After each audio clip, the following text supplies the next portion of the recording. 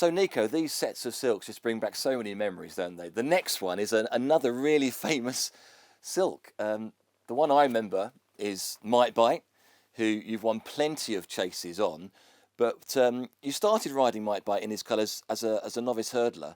Then he went chasing, but he didn't really take to him to begin with. No, we ran him around Cheltenham, and it didn't work out at all. It was almost as if every fence was on fire, and he didn't want to touch them. So we brought him back, went hurdling, and that was probably the making of him. So then you went back novice chasing, didn't you? And, yeah. And he was a different horse altogether, was he? Well, I actually got beaten on him first time up at Foss Lass by a horse of Rebecca Curtis's, and needless to say, it was at Foss Lass and the boss was at Sandown, and that was an interesting phone call. And then I got hurt, and Darryl came in for the ride, and Darryl rode him round. I can't remember first, but anyway, he went to Kempton. Kempton, yeah. And he fell in the Feltham, which was you got to feel for Darryl, you know. And then I got back on him to go around Doncaster, and then it was on to the RSA. And I remember the day at Kempton as a novice, the time experts had timed him as being much quicker to that final fence than the King George winner. Yeah. So everyone knew that he was a decent horse, and in terms of betting, he was already one of the favourites for the King George. Yeah. At that stage. I mean, those victories in the Grade 1s must bring great satisfaction, but especially for a horse like Might Bite, who you've had some hard times with, and then finally it comes right. Yeah, it was never boring with Might Bite. I think that's the only thing to say, because he could always put something into the mix which would make it a bit interesting.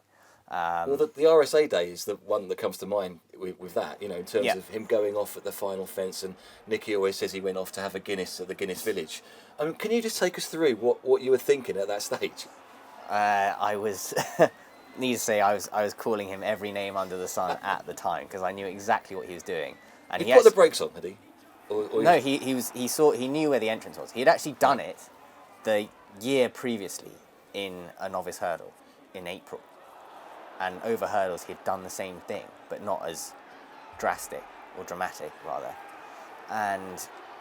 And he nearly pulled himself up to a walk, and then he saw Whisper. Yeah. Whisper jumped and got a good run up, and he saw Whisper, and then he's literally gone from a standstill to flat out again. And it showed how much the horse had in the tank, because I'd had a lovely spin round, and I was making the running, and he was doing everything so easily, and then to go from nothing to suddenly flat out again and go and get Whisper up on the line. Again, Davy Russell. Yeah. You got a habit of beating him by well, nose. No, I don't at all. It's just the luck of the draw, really. And anyway, luckily he got back up, but it was a bizarre race to ride in. As they begin the run round the home turn in the 32 red King George, and Might Bite has gone on by 2 lengths. And the King George, I can't remember, that straightforward, wasn't it? Yeah, that was very straightforward. For Might Bite, it was straightforward. Yeah, for Might Bite, it was very straightforward. And after all these things, the only sort of instruction the governor would ever give me was, whatever you do not pick up your stick before the last. So I was only allowed to pick it up after the last. And in actual fact, he's a horse who, the more you sort of get too persuasive on him, the more he just says, no, I'll do it my way. So the best bet was just to leave him to it.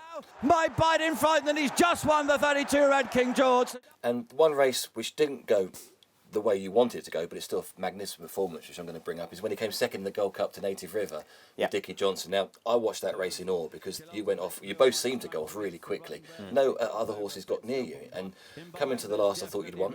And then Native River, like he did, just kept on finding a bit more. What was that race like? Again, that was an amazing race to ride in. There was a fresh strip of ground, which is about 2 horses width deep, and Dickie popped out, I popped out, and it felt like being in a match race rather than a 16-runner Gold Cup. I honestly did. I don't think the two of us knew each other were there, but there could have been no one else in the field. It rode like that. This is the home turn in the Gold Cup. Might Bite on the outside of a drivel along Native River. And then I have to say, turning in, I thought I had the race won rather, and Native River just seemed to battle, and then we hit there's a patch where you cross the track to get to the 2-5 start, and that had become an absolute quagmire. It was almost as soon as we came off that fresh strip of ground on the inside, we hit that bit of bad patch of ground, and that was it. That sort of broke us, and we couldn't get back. But after that, if anyone thought that we had given them 2 hard races, Mike Bite came back home, and I worked him 2 weeks after, with Aintree in mind, and the governor wanted to know whether he thought Mike Bite was ready for the bowl. And I promise you that the horse had never felt so well, and he worked unbelievably well for him. And so he went to the bowl and fairly bolted up there.